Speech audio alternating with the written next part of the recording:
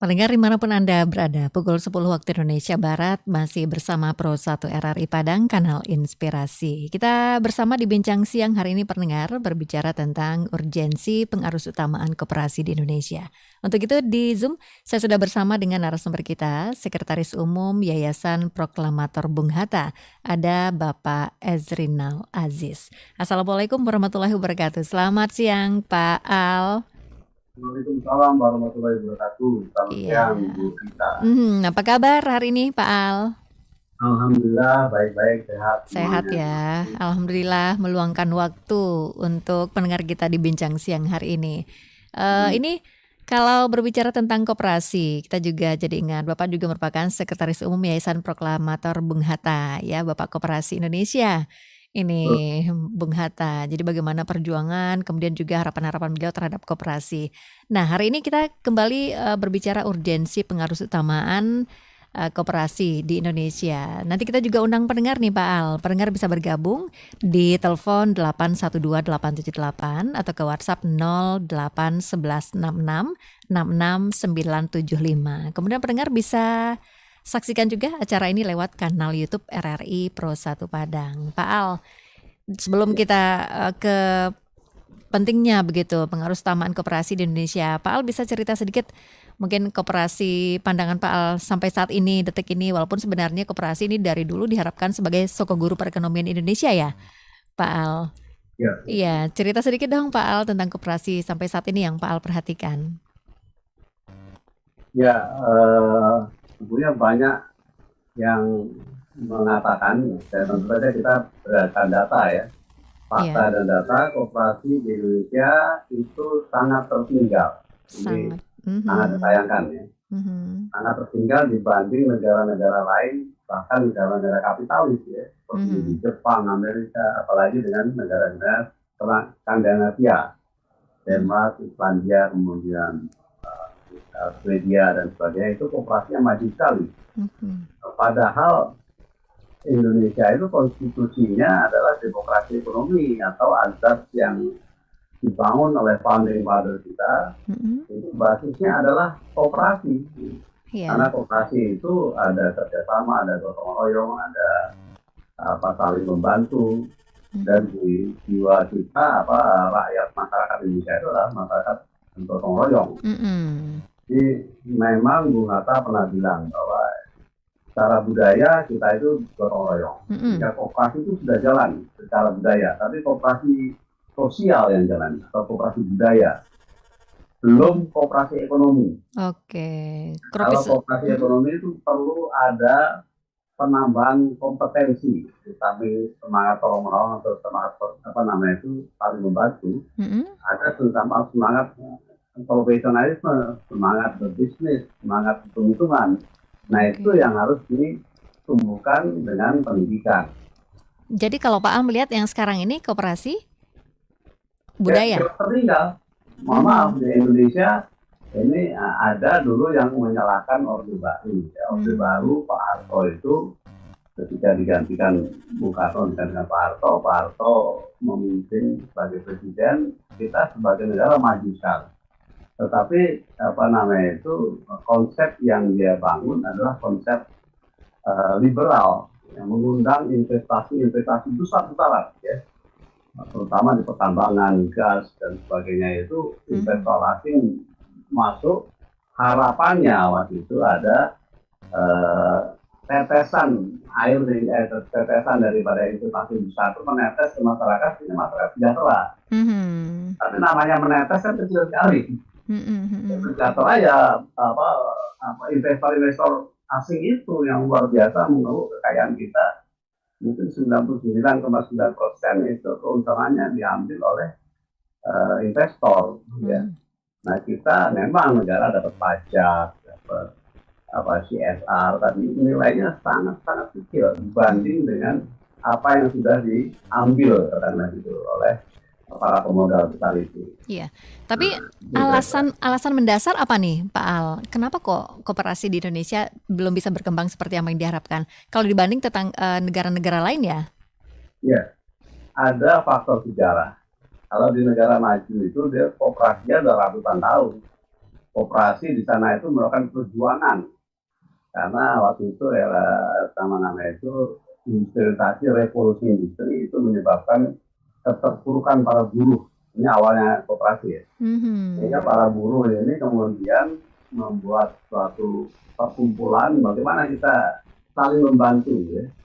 Ya bikin warung kecil, bikin akhirnya itu ada sejarahnya untuk melawan kapitalistik yang waktu itu ya buruh itu betul-betul kayak budak ya, tidak ada perlindungan karena dikuasai oleh orang yang punya duit. Dengan industri orang itu makin kaya dan menguasai semua hal, undang-undang dia kuasai, pemerintahan dia kuasai, sehingga tidak ada perlindungan bagi buruh. Nah mereka kemudian membentuk semangat karena sama-sama menderita, dia bikinlah koperasi ya, kita usaha sendirilah murah meriah, akhirnya menjadi kuat kan. Nah sejarah itu kita tidak punya. Kita tidak punya sejarah kesadaran kelas. Ada kelas buruh, ada kelas kapital, itu di barat itu terasa sekali. Nah kita di era ketika sudah ada perbaikan nasib, sudah ada ILO, sudah ada pekerja organisasi serikat pekerja, kita industrialisasi kita fase itu, sehingga perjuangan koperasi yang dirintis oleh para buruh-buruh di negeri maju itu kita tidak punya. Kita punya undang-undang yang dibikin oleh founder kita yang belajar dari Bung Hatta, itu belajar dari negara Skandinavia ya. Ini kok sejahtera sekali ya, di Skandinavia itu tidak ada orang yang kaya sekali, tidak ada orang yang miskin sekali, rata semua. Dan ternyata menurut Bung Hatta ya itu karena koperasi berperang ya, tidak ada keuntungan yang dikeruk oleh segelintir orang, itu kapitalisme. Itu kapitalis itu keuntungan itu hanya masuk ke segelintir orang, sehingga terjadilah perbedaan pendapatan yang besar sekali. Yang sekarang ada hitungannya namanya Gini rasio. Gini rasio itu rasio antara orang yang kaya sekali dan yang miskin sekali. Makin tinggi angkanya, makin jelek, makin tidak merata. Nah, kita di angka 3,9 itu sudah mendekati jelek ya. Yang bagus itu ya 2 dan sebagainya. Itu kira-kira. Jadi ada kesejarahan yang tidak ada. Kemudian juga kelemahan kita di tadi culture dan struktur. Struktur itu adalah undang-undang sebenarnya. Ya. Undang-undang kita banyak undang-undang. Saya sebut saja undang-undang pendidikan misalnya. Tidak ada undang-undang itu yang kata-kata koperasi aja di undang-undang pendidikan nggak ada. Padahal konstitusi kita adalah berbasis demokrasi ekonomi atau koperasi. Nah ini harus diperbaiki. Koperasi itu saya mungkin akan buat tulisan koperasi dan pendidikan anak bangsa. Koperasi itu harus menjadikan basis utama pendidikan. Karena di situ ada tolong-menolong, ada kerjasama, ada mental mandiri, dan sebagainya. Perpaduan antara bisnis dan sosial. Jadi kita melakukan bisnis itu sekaligus kita bersosial, seharusnya begitu. Itu yang membuat semua menjadi sejahtera. Nah, orang menganggap sekarang ini kita dipetulnya kalau sosial ya sosial, bisnis ya bisnis. Nah, padahal itu harusnya disatukan gitu. Agama juga menuntut kita begitu kan. Agama berzakatlah kamu. Carilah duit supaya kamu bisa berzakat. Supaya kamu bisa memberi pada fakir miskin. Kan begitu. Yeah. Nah, ini yang belum menjadi budaya di tempat kita. Oke, berarti dengan kondisi-kondisi pengamatan Pak Al seperti tadi, itu yang membuat urgensi atau pentingnya pengaruh utamaan koperasi di Indonesia, Pak Al? Betul. Kekhawatiran apa nih Pak Al kalau tidak harus utamakan lagi nih koperasi di Indonesia? Kekhawatiran dampak mungkin yang muncul kalau dibiarkan seperti ini? Ya makin gini rasio kita makin jauh, kita makin yang kaya tambah kaya, yang miskin tambah miskin, gitu ya. Ini makanya negara harus berperan sangat besar. Negara harus berperan sangat besar. Jadi ironisnya kita ini kemarin aja yang contoh yang kita rasakan bersama minyak goreng. Minyak goreng itu nggak bisa diatur oleh pemerintah. Padahal minyak goreng itu ditanam di tanah yang harusnya milik rakyat dan dikuasai negara. Ya. Produknya sawit itu kan ditanam di tanah negara kita yang paling besar. Produknya minyak goreng untuk rakyat. Tapi kita terjadi kelangkaan minyak goreng. Kok bisa itu? Karena tidak dikelola secara koperasi, tapi dikelola sebagai swasta yang mencari keuntungan semata-mata. Koperasi bukan berarti tidak mencari keuntungan ya. Koperasi itu juga harus mencari keuntungan. Ya. Tetapi tujuan utama koperasi adalah kesejahteraan bersama. Bedanya, sehingga keuntungan itu tidak mengalir ke segelintir orang. Itu sudah contoh Mbak Rita ya. Baik, berarti kita mulai dari mana nih gitu ya? Mulai dari mana sih kita Pak Al harus bersama-sama? Apakah langsung ke undang-undangnya? Kalau iya itu jalannya cukup panjang tuh kalau ini ya review lagi undang-undang. Nah Pak Al, mulai dari mana nih kita bisa merubah strategi mindset masyarakat atau mungkin peraturan-peraturan yang terkait dengan koperasi? Yang paling efektif memang undang-undang, tapi yang kultural itu kan sudah banyak kita jalankan ya. Mungkin minggu lalu ada Pak Ahmad Arsad ya ini kan, yang kemudian mengembangkan. Kita sudah sering juga berbincang dengan koperasi. Itu ya, itu harus dikembangkan ya, apa namanya, itu disuarakan terus di mana masyarakat itu bersama-sama, bekerjasama, membuat usaha bersama. Nah itu harus dikembangkan terus. Tetapi kalau yang struktural saya bilang itu ya, undang-undang itu sangat efektif. Misalnya undang-undang pendidikan. Kalau kita review undang-undang pendidikan dan diharuskan ya, kalau di Skandinavia itu anak-anak sekolah itu sejak kecil itu sudah dikenalkan koperasi. Itu baiknya koperasi dan dianjurkan untuk punya pengalaman berkoperasi. Itu harus di sana. Nah kita sekarang, saya tanya anak saya dikasih pelajaran koperasi, nggak ada lagi. Saya dulu masih ada, meskipun hanya kulitnya. Harusnya itu dirasakan betul dan dialami. Bahwa dengan berkoperasi itu, dan happy anak-anak melakukan itu ya. Itu yang harus diupayakan, itu sektor pendidikan. Kemudian di sektor usaha, investasi ya. Sangat ironis sekali ada perusahaan koperasi negara lain yang mau membuka ininya di Indonesia. Ya, ini semua tahu ya, ada ABN AMRO itu koperasi, S-Hardware itu koperasi. Tapi oleh undang-undang kita, ketika dia mau masuk ke Indonesia, nggak boleh koperasi, harus PT. Ya, ironis sekali ya itu. Padahal konstitusi kita itu koperasi. Tapi orang asing masuk ke negara kita mengembangkan koperasi malah dilarang karena undang-undang investasi asing itu hanya boleh PT.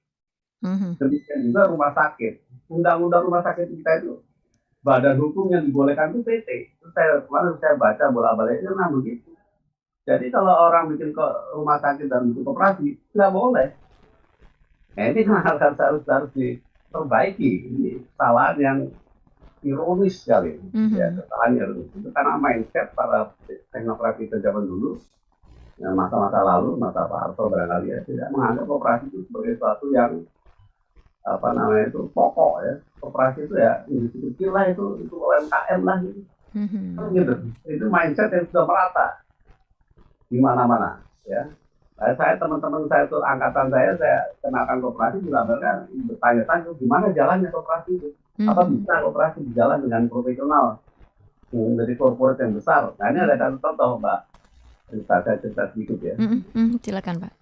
Dapat cerita dari waktu saya ikut training di Mondragon itu koperasi terbesar di Spanyol, dan dia melakukan training kemana-mana tentang pentingnya sekarang koperasi era sekarang itu kesempatan luar biasa karena di era digital ini ya untuk koperasi berkembang. Nah, ini ada satu contoh, ada perusahaan Australia namanya CIMEC. CIMEC itu adalah perusahaan alat berat.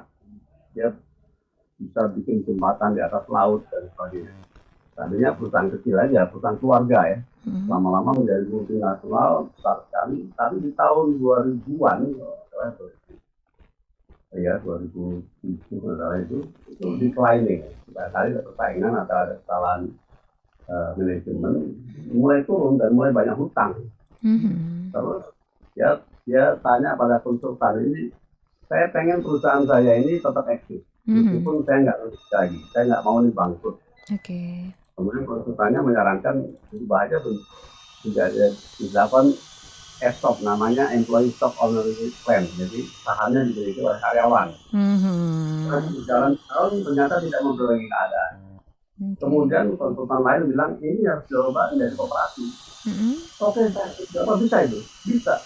Mhm. Perusahaan besar multinasional, teknologi tinggi, modal besar, tadinya perusahaan swasta perseroan apa namanya itu PT, ya, korporasi, berubah menjadi koperasi. Memang perlu waktu untuk Oke.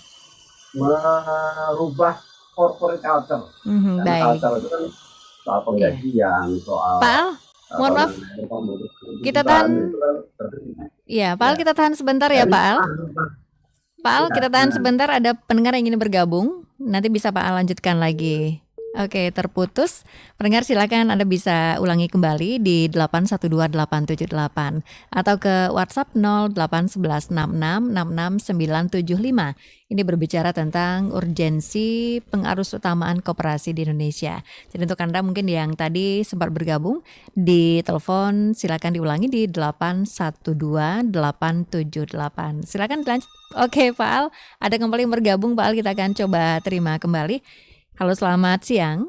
Halo, selamat siang. Iya, dengan siapa di mana, Ibu? Dengan Rima di Tanjung Sabah. Rima di Tanjung Sabah. Silakan, pertanyaannya Rima. Terima kasih, Pak. Mau nanya, kan sekarang ini koperasi itu kan harusnya menjadi salah satu yang terbesar di Indonesia juga ya, gitu kan ya. Tapi kenyataannya kan kita sama-sama tahu, mungkin masih belum banyak yang tahu bagaimana cara penggunaan koperasi tersebut, dan kurang sejalan juga dengan undang-undang yang mungkin dituturkan juga. Nah, itu bagaimana, Pak? Apakah ada pembaharuan atau target-target dari koperasi, dari pihak koperasinya, atau gimana? Terima kasih. Baik, terima kasih Rima. Iya, sama-sama, Kak. Oke, ada perhatian juga dari masyarakat. Ini dikatakan oleh Rima, ini bagaimana solusinya? Mungkin tadi Rima mengatakan seharusnya koperasi itu menjadi sesuatu yang besar juga di Indonesia. Pak Al. Tolong diulang saya tadi Iya. suaranya Oke. kecil ya. Bisa diulangi Baik. Mbak Rita. Oke, Rima mengatakan tadi seharusnya koperasi kan menjadi sesuatu yang besar juga di Indonesia. Nah, ini apakah ada perbaikan-perbaikan? Misalnya tadi kan sudah disebutkan tentang undang-undang. Apakah nanti ada perbaikan-perbaikan terkait undang-undang tersebut atau langkah-langkah yang dilakukan oleh orang-orang yang berada di yang concern di koperasi, langkah-langkah mungkin dilakukan agar ini menjadi lebih baik. Silakan Pak Al. Ya, makanya saya mengajak, saya kan di luar sistem, saya bukan ada di dalam departemen koperasi, kan tidak. Saya mengajak semua teman-teman yang concern terhadap koperasi, ayo kita perbaiki sistemnya, ayo kita perbaiki undang-undangnya. Saya sudah mempelajari beberapa undang-undang, pertama undang pendidikan, undang-undang investasi, undang-undang rumah sakit. Saya belum pelajari undang perbankan, katanya itu juga perlu diperbaiki. Jadi tadi koperasi itu harus dibuka untuk semua usaha, tidak ada pembatasan seharusnya. Ini kan kita dibatasi, orang asing masuk tidak boleh pakai koperasi. Kita bikin rumah sakit tidak boleh bentuk koperasi. Ini kan harus kita revisi ya, harus kita revisi undang-undangnya. Nah, mudah-mudahan, terutama yang paling penting itu undang-undang pendidikan.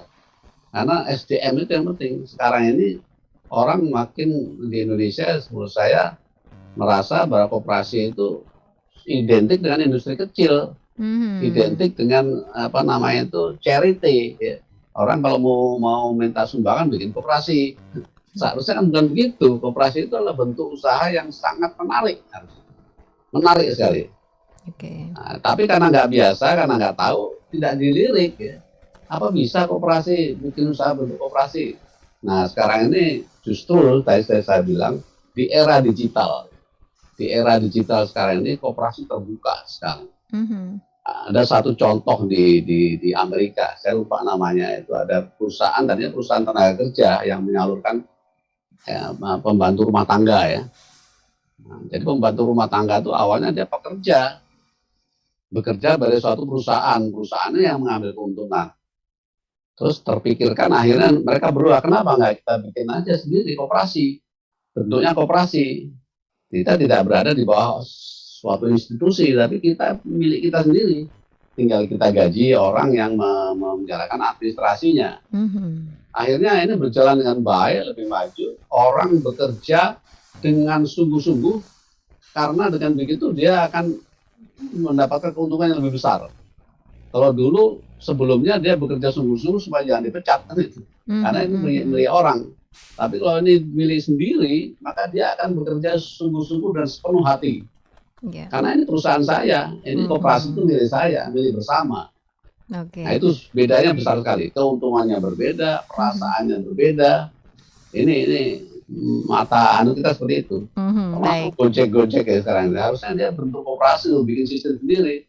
Jadi bukan bagian dari kapitalistik yang punya apa namanya itu platformnya itu. Platformnya harusnya dikuasai oleh si mereka sendiri. Ini saran aja. Oke, itu untuk baik untuk Rima tadi sudah bergabung tadi.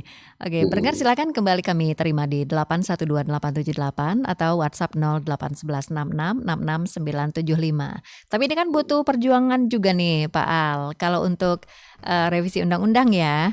Ya. Bagaimana menurut Pak Al? Butuh waktu juga? Iya, betul butuh waktu. Makanya saya sekarang sedang meng-approach beberapa perguruan tinggi, terutama fakultas hukumnya, fakultas ekonominya, ayo bergabung, kita diskusi dulu. Saya udah buat WA group ya, sekarang anggotanya udah sekitar 20-an gitu. Nah itu kita besarkan, nanti kita pelajari bersama-sama, dan kita ajukan judicial review ya. Undang-undang ini harus diganti seperti ini. Misalnya itu dalam pendidikan. Pendidikan itu tidak ada kata koperasi di Sisdiknas itu. Nah, ada satu kurikulum itu hanya satu item yang dekat dengan itu menjelaskan tentang dunia kerja. Nah seharusnya itu judulnya bukan hanya dunia kerja, tapi kewirausahaan, koperasi, dan dunia kerja. Jadi anak-anak itu dididik untuk jadi wirausaha sekarang ini. Berarti ada poin-poin ya? Apa? Ada poin-poin mungkin yang nanti bisa dimasukkan dalam. Iya, salah satunya itu. Saya melihat itu sementara ini, saya lihat pendidikan itu yang paling penting. Tapi terutama prolognya di mindsetnya di Menteri Pendidikan itu harus gimana supaya siswa-siswa itu paham koperasi dan mengembangkan koperasi. Nah, itu nanti di aturan-aturan berikutnya tentu akan. Artinya orang kalau sekolah nggak mengajarkan koperasi, itu harus dapat sanksi harusnya. Nah, perguruan tinggi juga begitu. Sekarang itu perguruan tinggi ternama saja sudah nggak mengajarkan koperasi lagi, dan dia tidak merasa bersalah. Nggak ada undang-undangnya kok yang mewajibkan. Nah itu kan salah ya. Secara struktur harus kita rubah. Gitu ya. Undang-undang ini yang harus kita rubah supaya berjalan di semua jenjang pendidikan dengan koperasi itu. Baik. Selain di pendidikan, undang-undang apa lagi yang Pak Al lihat? Undang-undang BUMN kemarin ada dari UNR, profesor, doktor yang mengatakan harusnya BUMN itu bentuknya koperasi. Nah saya belum mendalami itu ya. Mungkin itu terlalu ekstrim ya menurut saya. Tapi saya belum belajar nah itu. Tapi saya ingin merubah aja satu hal di dalam undang-undang BUMN itu ada klausul atau pasal yang mengatur dengan pembubaran. Pembubaran, peleburan dan sebagainya. Saya mau usul sebelum dibubarkan, sebaiknya ditawarkan dulu pada karyawannya untuk dirubah menjadi koperasi. Dan itu pernah terjadi, ya. Namanya Koperasi Karet di Probolinggo. Itu tadinya perusahaan umum pengeringan tembakau, tapi rugi-rugi terus, mau dilikuidasi sama karyawannya. Nggak usah dilikuidasi lah, kami beli saja. Jadi koperasi. Tahun berapa tuh? Udah lama itu. Sekarang udah 45 tahun mungkin. Alhamdulillah setelah dari koperasi karena dimiliki bersama sukses. Dan sampai sekarang berjalan dengan baik dan berkembang. Nah itu saya ingin ini contoh kasus, ini bukti nyata bahwa koperasi itu unggul. Koperasi itu baik ya. Koperasi itu bisa. Makanya BUMN sekarang kan Menteri BUMN sedang apa namanya itu melikuidasi beberapa BUMN. Jangan-jangan kalau dirubah jadi koperasi malah jadi baik. Ditawarkan saja kepada karyawannya. Daripada dilikuidasi, dijual di lego murah, mending kalau itu bukan produksi, ditawarkan jadi koperasi pekerja. Karyawan-karyawan itu memilikinya, sehingga dia berjibaku untuk mengembangkan, memperbaiki, sehingga menjadi baik lagi. Kalau memang ada prospeknya. Ini Baik. tuh Bu Rita. Iya, ada undang-undang apa lagi nih Pak Al? Tadi pendidikan, BUMN. Undang-undang rumah sakit. Mhm. Rumah sakit itu kalau mau bikin rumah sakit harus bentuknya PT. Sehingga orang yang mau membentuk rumah sakit dengan koperasi tidak boleh. Nah, ini undang-undangnya harus di semua usaha harus tidak boleh membatasi hanya pada satu bentuk PT ya. Oke. Usaha apapun bisa dilakukan melalui koperasi. Apalagi institusi kita, konstitusi kita adalah koperasi. Harusnya koperasi itu orang kalau mau usaha ditawarin dulu, kamu mau nggak koperasi? Kenapa nggak mau koperasi? Gitu. Harusnya begitu. Jadi bukan malah diarahkan ke yang kapitalistik, yang saham ya. Nah, perseroan terbatas itu kan saham ya. Dan itulah terjadi dengan pemilik saham itu yang akan mendapat keuntungan yang besar. Meskipun dia nggak melakukan apa-apa mungkin ya, hanya store modal aja. Tiba-tiba duit mengalir ke sana semua kan gitu. Okay. Makanya sokong guru kita tuh kata Bung Hatta adalah koperasi itu karena dengan koperasi kesejahteraan itu lebih merata.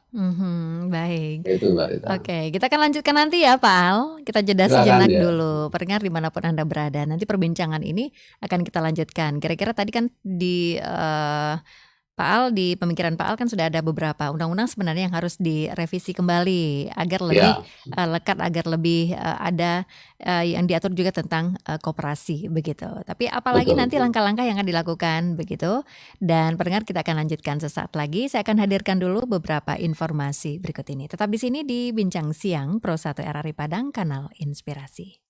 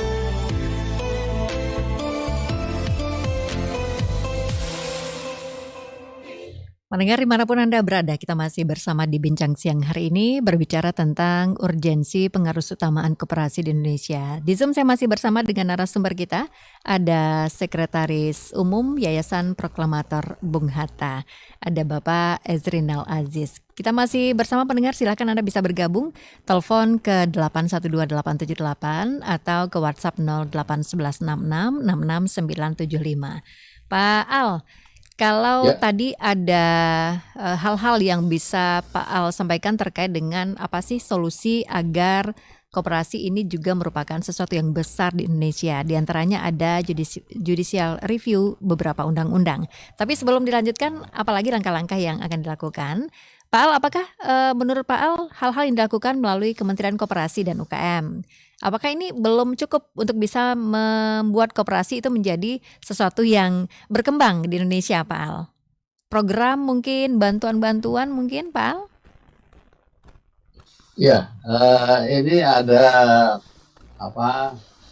Waktu dulu Pak Harto itu mengirim 2 menterinya untuk belajar koperasi ya. Ini ada cerita sedikit ya, agak joke sedikit ya. Oke. Yaitu Menteri Radius Prawiro, Menteri Perdagangan, dan Menteri Koperasi Bustanil Arifin. Belajar di negara-negara Skandinavia terkait koperasi. Ya Pak Harto tuh pengen koperasi kita tuh maju. Pak Harto itu sudah bentuk KUD macam-macam. Tapi dia juga bertanya-tanya kenapa Pak koperasi ya maju-maju. Ada sindiran dari Pak Radius Prawiro kepada Bustanil Arifin. Bung Bustanil, di negara-negara Skandinavia itu koperasi itu maju karena apa? Karena tidak ada menteri koperasi dan tidak ada undang-undang koperasi. Nah, unik kan? Ini joke ini terjadi memang begitu. Di sana itu tidak ada undang-undang koperasi dan tidak ada menteri koperasi. Oke. Kenapa begitu? Karena koperasi itu dianggap sejajar, tidak perlu diatur-atur lagi. Koperasi itu kan jenis usaha, dia sejajar dengan perusahaan berbasis korporasi sama. Jadi dan koperasi itu self government ya, dia mengatur dirinya sendiri. Yeah. Kalau dia diatur-atur malah jadi menghambat, harus ini, harus itu, harus anggota segini, malah menghambat. Terus kalau dia ada menterinya di Indonesia ini ya misalnya, malah terbatas. Koperasi itu letaknya di presiden, bukan di menteri. Oke. Ya menteri itu nggak bisa ngatur menteri yang lain kan. Padahal koperasi itu mencakup seluruh kehidupan bangsa. Di perdagangan, di investasi, di pendidikan, itu harus koperasi semua. Dan nggak bisa selevel menteri gitu. Jadi ya saya sih bukan berarti, saya bukan nanti ada menteri koperasi ya, bagus saja ya untuk terutama untuk UMKM dan sebagainya. Tapi sebagai mainstream, koperasi itu harus ada di benak presiden, minimal wakil presiden atau Menko lah minimal. Menko perekonomian itu mindsetnya harus koperasi. Itu baru koperasi bisa berkembang. Jadi orang kalau mau berusaha harus koperasi dulu gitu ya. Iya. Jadi tapi itu kan pertanggungjawabannya swasta ya, sangat ini kata-kata Bung Hatta ya, awasi sektor swasta. Itu adanya trilogi yang Bung Hatta. Sektor swasta boleh, tapi harus diawasi, jangan dia mencekeram sehingga apa yang usaha kecil ini tidak punya kesempatan lagi. Mau diambil sama dia, itu yang nggak baiknya. Oke, tapi itu semua ya Pak Al, semua program, semua hal-hal yang dijalankan oleh Kementerian Koperasi misalnya, itu kan pertanggungjawabannya juga kepada Presiden, Pak Al. Iya itu tadi, dia nggak bisa mengatur Menteri Pendidikan kan. Mungkin dia bisa meng-approach ya, mau tolong Pak Menteri Pendidikan, koperasi itu diberdayakan di pendidikan kita. Tapi kan dia tidak punya tangan di situ. Dia tidak bisa mengatur investasi. Dia hanya akhirnya ya hanya berperan sebagai menghidupkan UMKM kaitan dengan koperasi, dan itu malah mengecilkan koperasi. Koperasi itu tidak ada kaitan dengan UMKM mestinya. Koperasi itu sesuatu yang besar, sesuatu yang bisa melakukan usaha apapun. Koperasi sekarang kita kan dibatasi mindset kita seolah koperasi itu kecil, koperasi itu UMKM dan tidak legal. Nah, saya punya pengalaman nih. Saya pernah jadi ketua koperasi karyawan Pupuk Kaltim ya. Dan saya berusaha memajukan koperasi antara lain bekerja sama dengan perusahaan untuk mengelola dana hari tua mereka. Saya kelola deh, dipinjam oleh karyawan itu kembalinya 10%. Oke, berjalan setahun. Begitu ganti dirut yang baru bilang, loh ini kok kerjasama dengan koperasi? Masa pupuk kerjasama dengan BUMN, kerjasama dengan koperasi? Apa legal ini? Bayangkan, saya tidak menyalahkan dirut yang berbeda itu, karena itu mindsetnya begitu. Koperasi itu ilegal dalam mindset mereka. Baik. Ini mindset ya, mindset. Oke. Itu Mbak Rita. Nah, Ya, ini harus didobrak. Ya, baik, Pak Al, kalau urgensi pengaruh utamaan koperasi di Indonesia, ada langkah-langkah tadi yang sudah Pak Al harapkan bisa jalan gitu ya, termasuk dengan perguruan-perguruan tinggi. Nah, ini harus ada kajian-kajian. Kira-kira kapan nih Pak Al ada judicial review mungkin yang diajukan atau langkah-langah nyata agar itu koperasi saya ini sebutkan tadi, apa namanya itu, sekarang saya sedang mencari teman sebenarnya. Kami ini tidak punya dana, tidak punya apa, hanya punya pemikiran dan ide, sehingga kita mencari teman-teman yang mempunyai sumber daya untuk mempelajari dan apa namanya itu menjadikan ini terlaksana untuk judicial. Sekarang baru tahap kajian dan mencari teman saya itu. Jadi memang koperasi ini harus apa namanya itu menjadi perhatian banyak orang. Saya bilang tadi kayak Pak Ahmad Aksar sudah mulai, alhamdulillah itu kayak gitu harus ditumbuhkan ya. Di Spanyol itu memang organisasi gereja yang banyak mendorong koperasi. Karena koperasi itu pasti syariah, pasti untuk kebaikan, pasti untuk kebaikan. Jadi itu kemudian ya tentu saja penyadaran ini harus digaungkan terus menerus, apa namanya itu, dengan berbagai cara, dengan tulisan. Kalau saya sendiri yang bisa nulis dengan tulisan. Saya berharap dengan begini banyak yang manggil saya nanti di mana-mana. Oke, baik. Untuk webinar di mana-mana, mudah-mudahan itu bisa tersuarakan dengan baik. Iya. Nah, Pak Al, kembali di awal perbincangan kita tadi, Pak Al mengatakan kalau koperasi itu seharusnya ada pengembangan kompetensi juga terhadap orang-orang yang ada di dalamnya. Begitu kalau saya tidak salah dengar ya, Pak Al? Iya, betul. Nah, kalau koperasi yang ada sekarang nih, sebelum ada yang lebih lanjut terkait dengan judicial review undang-undang misalnya, atau perbaikan di undang-undang, untuk yang ada sekarang saja, apa yang bisa kita lakukan nih, Pak Al? Untuk koperasi-koperasi yang ada, kadang-kadang kan yang sekarang ada tentu saja ini bisa menjadi perannya Menteri Koperasi ya, untuk apa namanya itu mendidik, memberikan pengetahuan yang cukup kepada koperasi yang sedang berjalan, apa namanya itu. Tapi ada yang beranggapan sebetulnya tidak terlalu baik kalau koperasi itu terlalu dibantu, karena jadi tergantung. Kalau setahu saya di negara maju itu nggak boleh koperasi menerima sumbangan, karena dia jadi kesannya nanti nggak ada kemandirian. Padahal koperasi itu harus mandiri.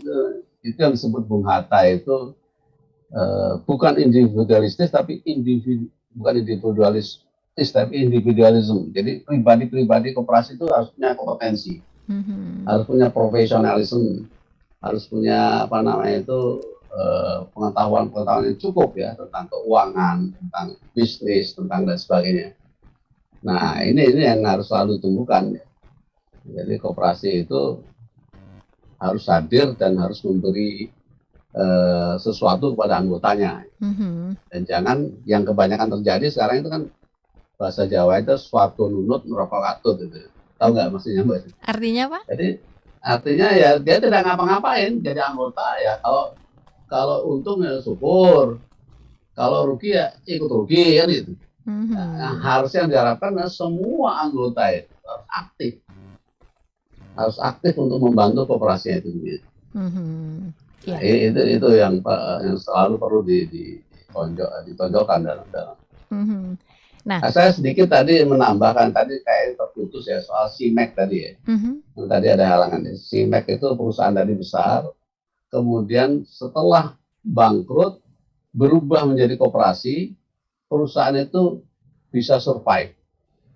Nah, ini harusnya menjadi apa namanya itu pembelajaran yang baik. Mengapa perusahaan begitu besar yang mau bangkrut dipindah menjadi koperasi kok bisa survive, bisa menjadi baik? Apa sebabnya? Saya nggak tahu persis, itu mungkin harus ada kajian sendiri ya pada apa namanya itu. Barangkali saya berharap ada mahasiswa S1 S2 yang mempelajari itu. Tapi saya melihatnya kenapa bisa begitu? Karena pemilikan itu menjadi pemilikan bersama.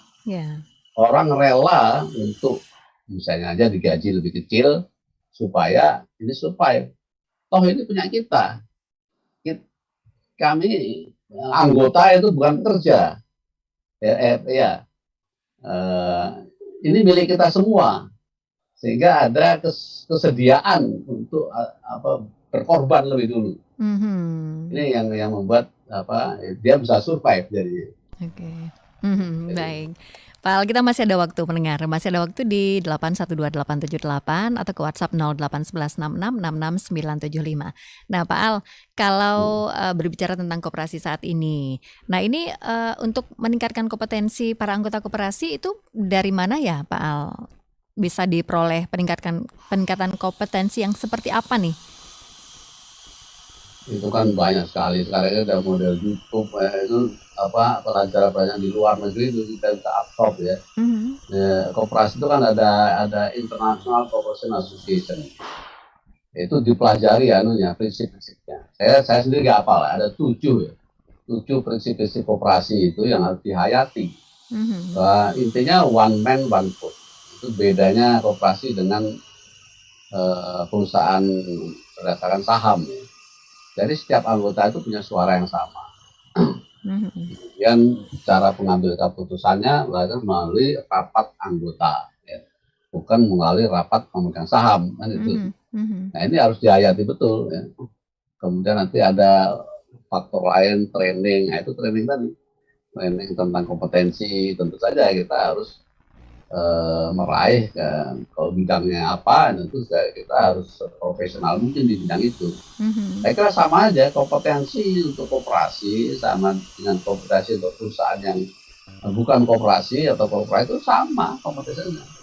Hanya itu tadi, pengambilan keputusannya bukan oleh pemegang saham, tapi oleh anggota. Nah, kemudian ada yang bertanya nanti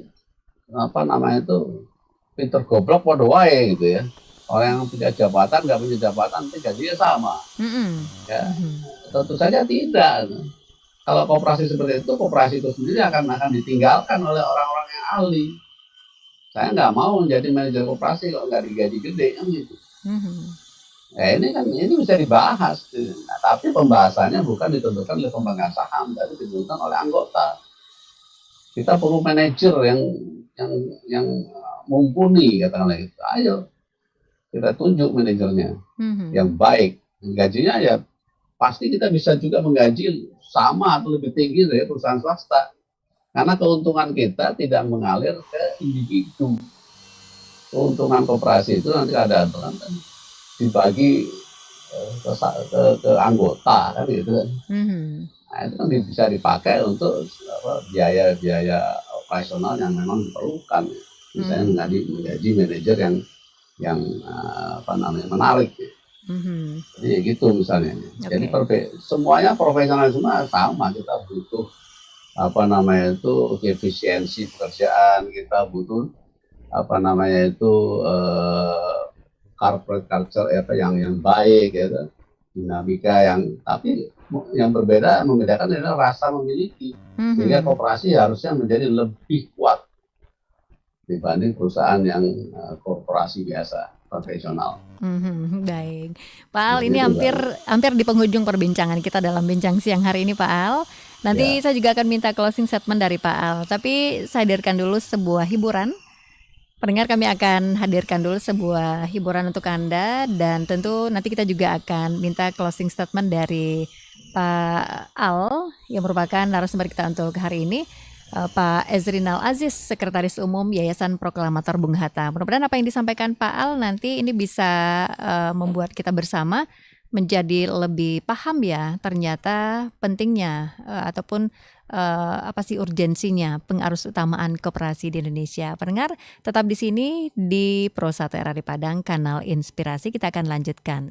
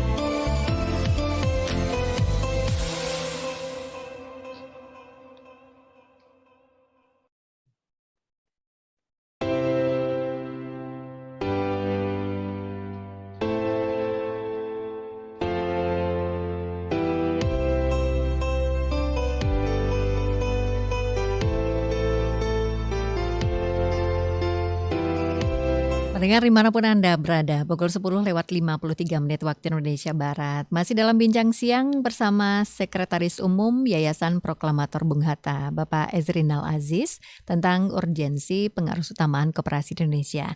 Pak Al, sudah cukup banyak tadi perbincangan kita dari pukul 10 waktu Indonesia Barat. Jadi sudah tergambar apa-apa harapan mungkin dari Pak Al tentang urgensi pengarus utamaan koperasi di Indonesia. Pak Al, mungkin ada pesan yang ingin disampaikan kepada masyarakat Indonesia agar bisa bersama-sama ini menjadikan koperasi itu sesuatu yang besar ya di negara kita ini, Pak Al, seperti harapan dari sang proklamator itu nih, Bung Hatta sebagai Bapak Koperasi Indonesia. Silakan closing statement-nya, Pak Al. Baik, terima kasih. Jadi konstitusi kita itu adalah demokrasi ekonomi. Soko guru ekonomi kita itu adalah ekonomi gotong royong, atau dalam yang lebih jelasnya adalah koperasi. Koperasi harus menjadi soko guru perekonomian bangsa. Ini makin belum banyak dihayati dan makin ditinggalkan di era-era sebelumnya ya. Nah, mudah-mudahan di era sekarang ini mari kita gaungkan lagi semangat untuk membangkitkan usaha atau perekonomian melalui koperasi, karena koperasi adalah jenis badan usaha yang baik, yang menguntungkan, yang kokoh, ya, dan mensejahterakan banyak umat manusia. Nah, mari kita dukung kami mohon dukungan upaya kami untuk secara struktural melakukan judicial review terhadap beberapa undang-undang yang tidak kondusif terhadap perkembangan koperasi. Saya berharap di era ke depan ini, era digital, atau buka kesempatan yang luas, hanya ada pemikiran atau visi tentang koperasi, itu akan banyak sekali peluang ya, di era digital ini yang terbuka lebar. Tapi pemahaman tentang koperasi itu harus dibarengi dengan itu, sehingga insya Allah ke depan itu koperasi dalam bentuk apapun ya. Intinya kalau kerjasama itu ada koperasi.